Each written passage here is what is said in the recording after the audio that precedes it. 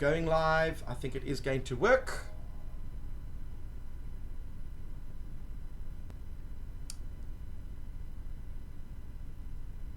We are, I think, going live. There's about a 10-second delay when it comes to going live. Let me just double check. Yeah, I believe it is working. And if it isn't, no, it is working. It is working. Okay, all right. So I'll leave it at that. So welcome everyone. Thank you so much, Luca, for joining us. We've got so many questions, and the last time we spoke, a lot has happened since then.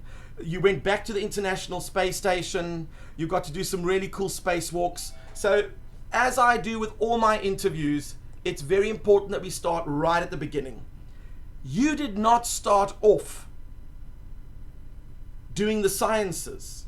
Am I correct in saying that? Or did you go into the sciences a little bit later? What was your origin story in order to become an astronaut? Yeah, you're right. Science is a consequence rather than the origin of my job and my work. I would say that my origin and my background is being an operator. And what I mean by that is that there are really, I would say that there are 3 venues right now, or maybe 4 venues to become an astronaut all around the world. One way to become an astronaut is, like you just said, being a scientist. All the space agencies look for scientists because the space station program specifically is a science program. The core business of the International Space Station is science. The space station is an orbital laboratory, and so scientists are very much wanted by agencies all around the world. The second venue to become an astronaut is engineering, and that's because astronauts have to interact and interface with a lot of different engineering artifacts, and so if you have that kind of background, if you're good at maintenance and working with tools and designing things, that certainly is something that is attractive to space agency. A third way, which is I would say a little bit more secondary, is you can be an educator like yourself.